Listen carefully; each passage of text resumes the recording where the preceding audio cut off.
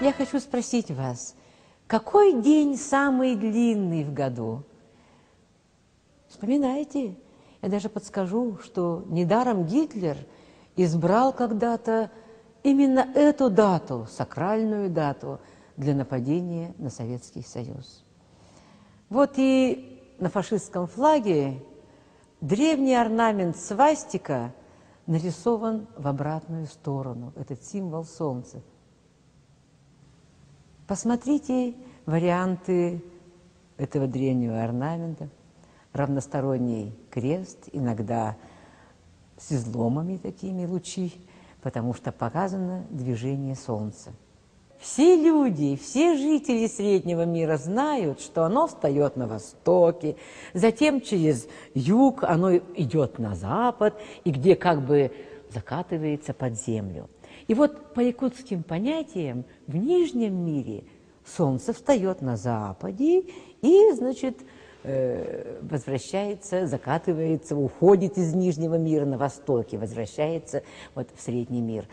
То есть вот в Среднем мире солнце идет по часовой стрелке, а в Нижнем мире все наоборот. Там и солнце движется в обратную сторону, и, то есть и время движется в обратную сторону, против часовой стрелки.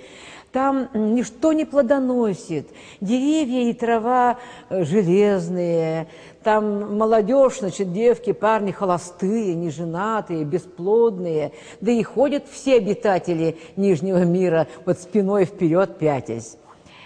И поэтому то, что нарисовано на фашистском флаге, это их дело. Это нарисовано солнце Нижнего мира. Но ход земного солнца не повернуть никому. Итак, какой самый длинный день в году? Правильно, 22 июня. Во всем мире предки вот всех народов знали эту дату и отмечали. Разводили костры, прыгали через них, украшали деревья и водили хороводы. В Якутии с летним солнцестоянием, совпадающим с летним полнолунием, связан национальный праздник Исех.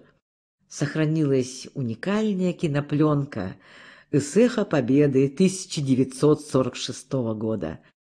Вот так раньше, раз в год, собирались якуты на Исех, кто верхом, кто на телегах, а кто и на санях. Вы видите лица поколения победителей в Великой Отечественной войне, претерпевших все трудности, голод, но совместными воинскими трудовыми подвигами 4 года каждый день приближали победу и дождались ее. Сколько лет не было Исеха? Революция, гражданская война, голод, раскулачивание, Отечественная война. Не до праздников было. Давно не было радости встреч, смеха молодежи. И всю долгую следующую зиму, а может и всю жизнь, они будут вспоминать орнаментальный язык Аланхо, когда перед внутренним взором каждого возникают красочные картины знакомых с детства эпических сюжетов, остроумие скороговорок, чебрках.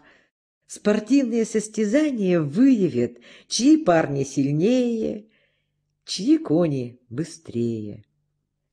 Перед вами эскиз композиции «Исех» академика Афанасия Осипова, подаренного музею на его открытие. Окончательный вариант композиции «Исех» академика Афанасия Осипова вы можете сейчас видеть на этой огромной стене фойе оперного театра. И вот здесь мы начнем рассказ о структуре Исеха. Вы видите 3 коновязи серьге с привязанными, красиво украшенными лошадьми. В Южной Сибири их называют Изых-ат, а у нас, у якутов, Итык-ат.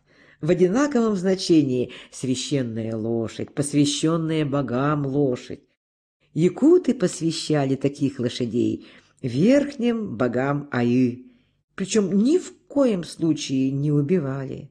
так как добрым божествам приносились бескровные жертвы белой пищей. Это кумыс, оладьи. А кровавые жертвы требовали злые духи из Нижнего мира. После праздника Ытык-Ат, коней, освященных кумысом, никто не имел права использовать. Совершался обряд кюряти. Одетые в белые всадники угоняли их как можно дальше на восток. Но умное животное иногда возвращалось, и тогда люди впадали в уныние. Боги не приняли их жертвы. И тогда звали шаманов, звали провидцев.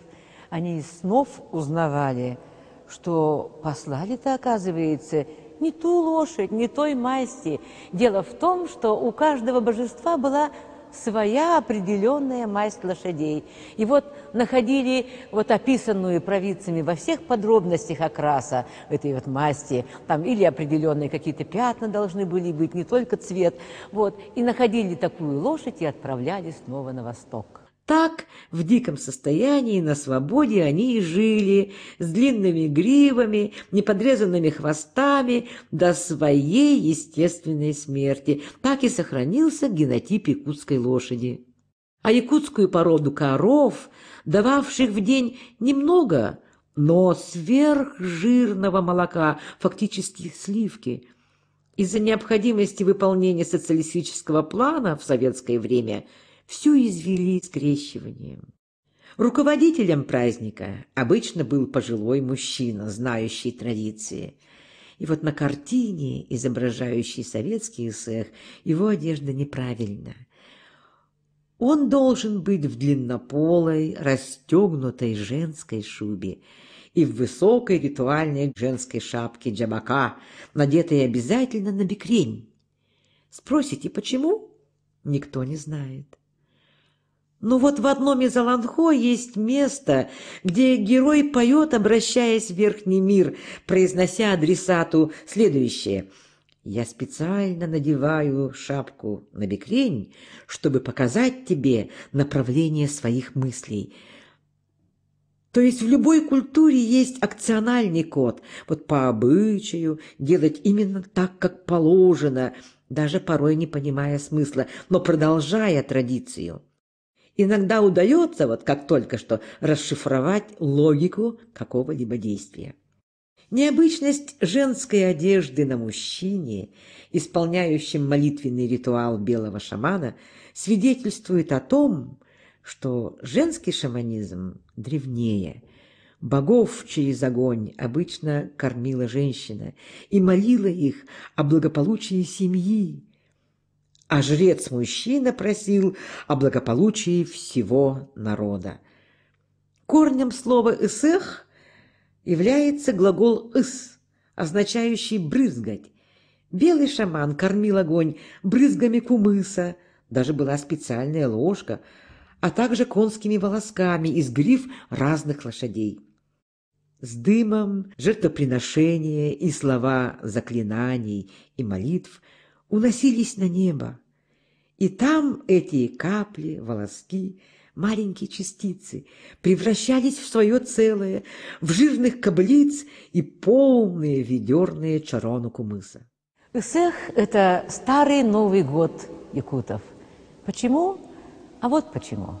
В хозяйственном календаре скотоводов, а якуты – это самые северные скотоводы, кончался большой трудный период – зима, и начинала расти новая трава, и весь ритуал был направлен на то, чтобы испросить у божеств хороший травостой.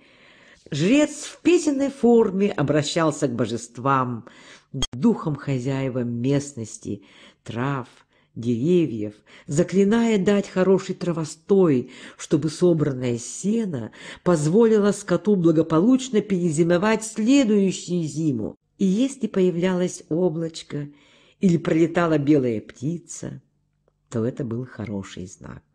Вы видите круговой ритуальный танец асохай. В вилюйской группе районов сохранилась традиция вступления к асохай. Приглашение поется в стиле протяжного пения джебо с колысахом, специфическими фальцетными призвуками. А с зачина агокай дыр агокай, эекай дыр эекай, вот начинается импровизация основной части кругового танца шагом. Заметьте, левая рука сверху, правая снизу, левая нога впереди, то есть круг двигается влево по часовой стрелке. Сначала темп медленный, хамаинку, танец шагом. За 4 шага поется мелодическая строка-стих. У каждого запевалы своя, как бы личная мелодия в стиле Дегарен. Обычно запевала к завершению своего выступления ускоряет темп. Эта заключительная, быстрая часть называется катюнку, танец с прыжком. Обычно все удивляются культуре стихосложения японцев, в которой каждый может сочинять в стиле хайку или танка 3-5-строчные стихотворения.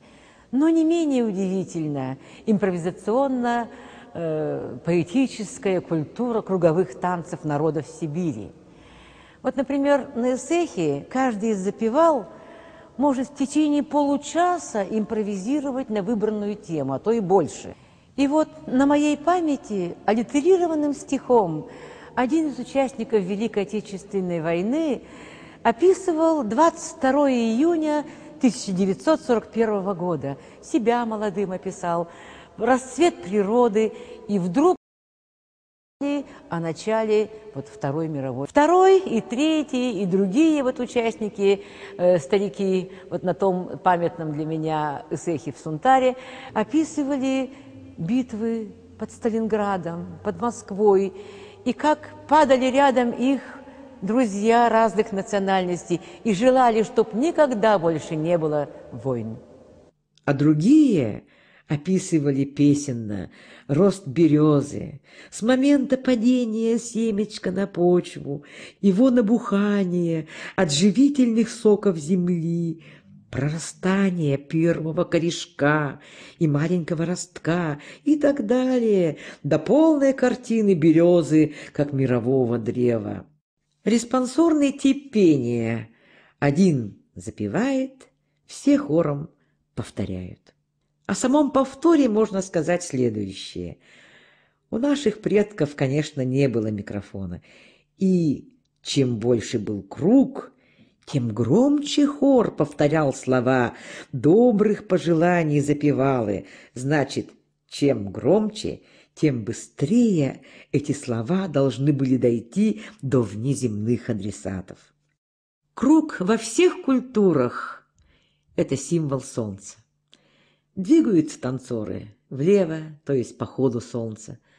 Танцуют всю ночь, самую короткую белую ночь в году, обязательно до восхода солнца.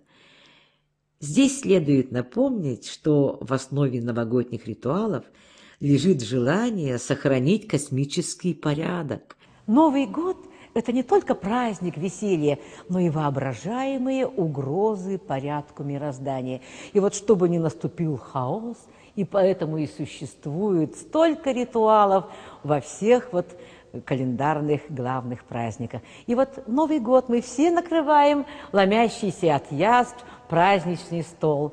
Это своеобразная магия первого стола, невысказанное, но подразумеваемое пожелание, чтобы такое изобилие было круглый год.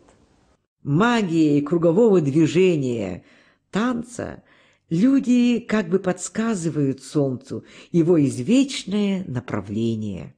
Поэтому и танцуют до рассвета, чтобы торжественно встретить солнце в новом году, продолжающего свой вечный путь, даря жизнь на земле.